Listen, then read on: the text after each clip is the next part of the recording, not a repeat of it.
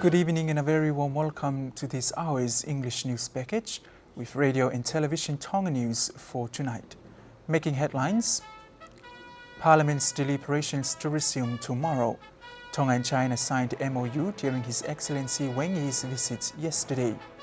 And the Prime Minister has announced that all students will return to the classroom next week as the number of COVID-19 cases continue to decline with less than 10 cases a day. We'll have these and more stories later on in the bulletin. Now for the stories in detail. The Prime Minister Huakau Meliku confirmed during a press conference this afternoon that Parliament will resume tomorrow. Parliament's next meeting has been confirmed for tomorrow morning at 10.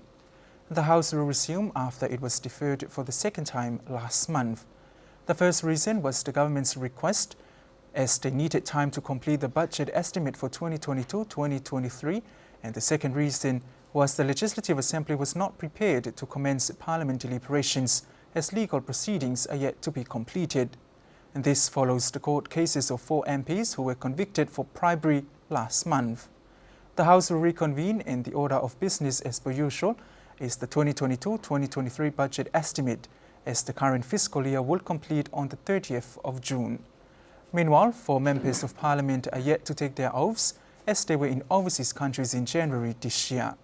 They include the Speaker of Parliament, Lord Fafanua, Minister of Agriculture, Honourable Viliami Manuel Pangai Hingano, Noble's Representative No. 2 for Tongatapu, Lord Tuivakano, and His Serene Highness Prince Kalanivalu Fotofili, the newest Noble Representative. Only 3 of them have returned and are expected to take their oaths tomorrow. The Government of Tonga warmly welcomed His Excellency Wang Yi, the State Councillor and Minister of Foreign Affairs of the People's Republic of China, on a one-day visit. His visit is part of paying official visits to 8 countries with strong bilateral ties to China, including Fiji, Kiribati, Papua New Guinea, Samoa, Solomon Islands, Timor-Leste and Vanuatu. The visits reinforce the good friendship China holds with the Pacific Island countries and provide a platform to discuss issues of common developments and interests. During his visit, he was granted a royal audience by His Majesty King Tupou VI and met with the Prime Minister Honourable Huakau Meliku and the Minister for Foreign Affairs and Tourism, Honourable Fikitamueloa Utekamanu. Both meetings focused on mutual respect and the common interests of the People's Republic of China and the Kingdom of Tonga. Honourable Huakau Meliku highlighted Tonga's strict adherence to the One China policy and the mutual respect for each other's sovereignty. The principle remains the core function of Tonga-China relations since the normalization of diplomatic relations in 1998 and continues to outline the high-level comprehensive strategic partnership between our 2 countries. The fruit talks between Huakau Meliku and His Excellency Wang Yi concluded with the signing ceremony of several bilateral cooperation agreements that shall assist in Tonga's long-term development in areas of common interest between the 2 governments.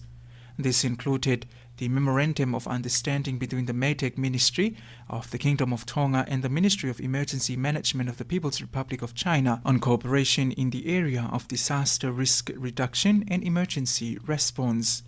Second, a Memorandum of Understanding on deepening Blue Economy cooperation between the Ministry of Trade and Economic Development of the Kingdom of Tonga and the Ministry of Commerce of the People's Republic of China. Third is a handover certificate on the China Aid Non-Intrusive Imaging Inspection Equipment Project to Tonga Customs between the Government of the People's Republic of China and the Government of the Kingdom of Tonga.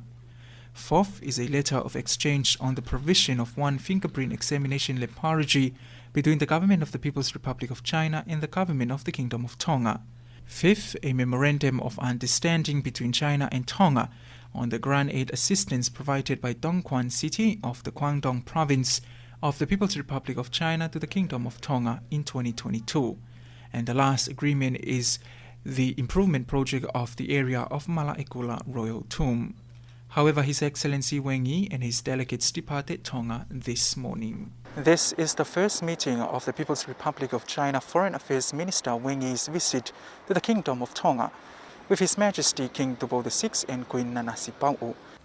The Prime Minister has announced that all students will return to the classroom next week as the number of COVID-19 cases continue to decline with less than 10 cases a day. Honourable Huakau Meliku made the statement during the press conference this afternoon. Huakau Meliku said that the past 2 weeks, High school students returned to the classroom, and with the latest update from the Health Ministry, it's clear that there's a low risk for primary students to return to school inside the classrooms. As such, they will return to school following months of homeschooling since the volcanic eruption and the COVID-19 restrictions. While at home, primary school teachers continue teaching via radio with the assistance of parents and guardians from home.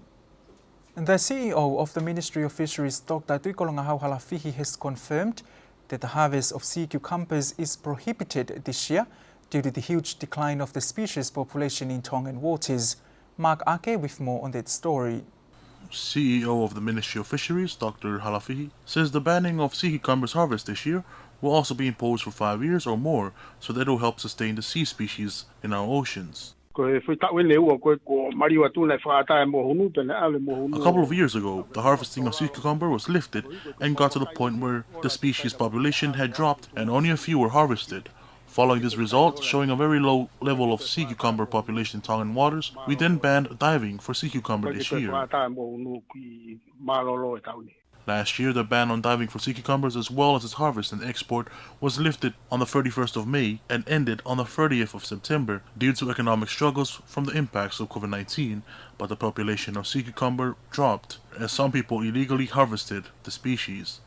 As such, Dr. Halafihi urged the public, especially those in fisheries, to follow the law on fishing for sea cucumber to help preserve the species for future demands. It is estimated that 5 to 6 million paanga was collected by the people of Tonga from sold sea cucumbers to companies licensed to harvest cucumbers last year. The health director is once again emphasizing good hygiene as other diseases could reach the country from overseas countries such as Australia. The monkeypox virus has reached Australia and there are concerns that the virus might arrive through the repatriation program. Alice Tupo with the details. The Director of Health, Dr. Siale Akauola, said that while the repatriation program continues during the COVID-19 pandemic and the spread of the monkeypox virus, the most important thing is practicing good hygiene. Although the WHO have yet to declare monkeypox a pandemic, the Ministry of Health are planning ahead in case this virus reaches the kingdom.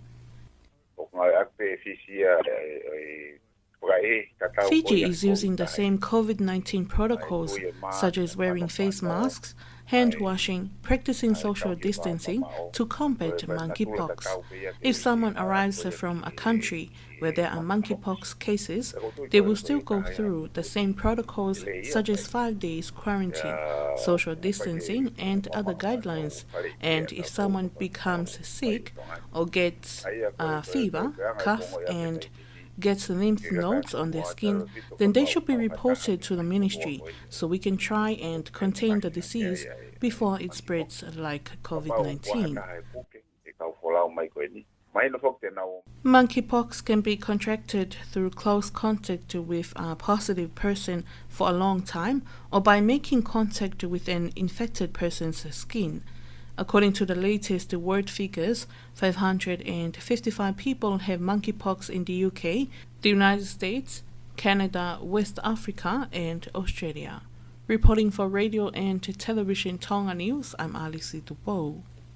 Tonga Electricity Commission is concerned about the number of unlicensed electric operators because of often results in death.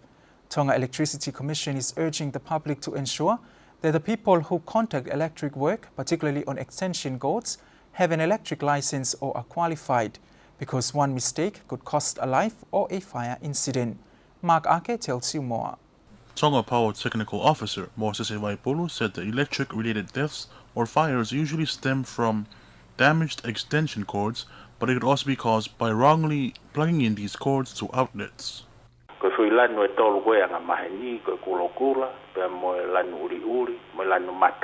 There are 3 common colors, green, red, and black. The terminal has to be connected to these wires, and there are mistakes when connecting these wires to the terminal. It could cause someone to die, particularly metal devices such as electric kettles and refrigerators. If the wiring is wrong, you can get electrocuted when you touch them. Electricity travels faster in water, so devices such as washing machines are also dangerous when the wiring is wrong. Only 27 people in Tonga have electrical operating licenses, And traditionally in Tonga, in-house work is done by family members, including electrical engineering, even if they don't have a license. Waibulu said this is illegal and offenders can be charged.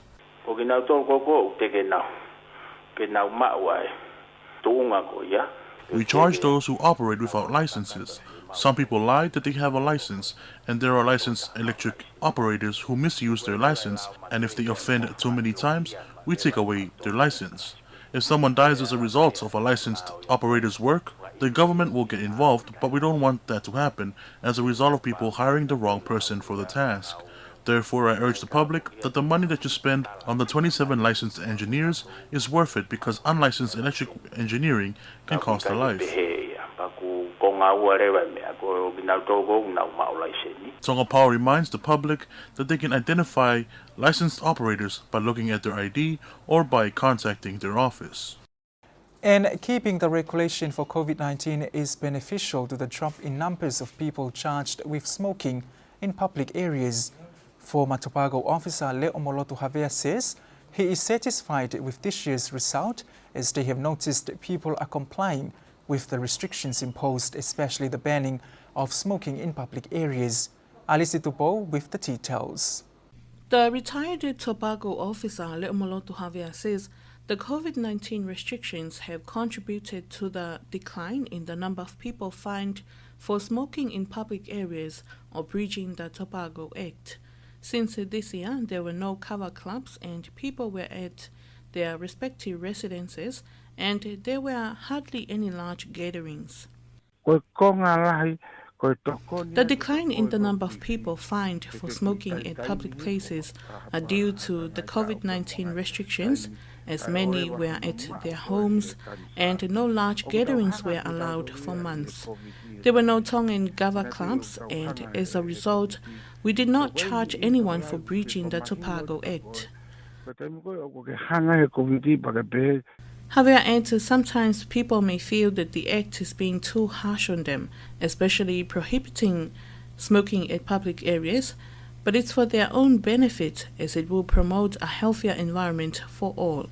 Despite being retired, Javier is urging the people to comply with the restrictions imposed, as smoking kills lives and harms the environment. Reporting for Radio and Television Tonga News, I'm Alice Tupo.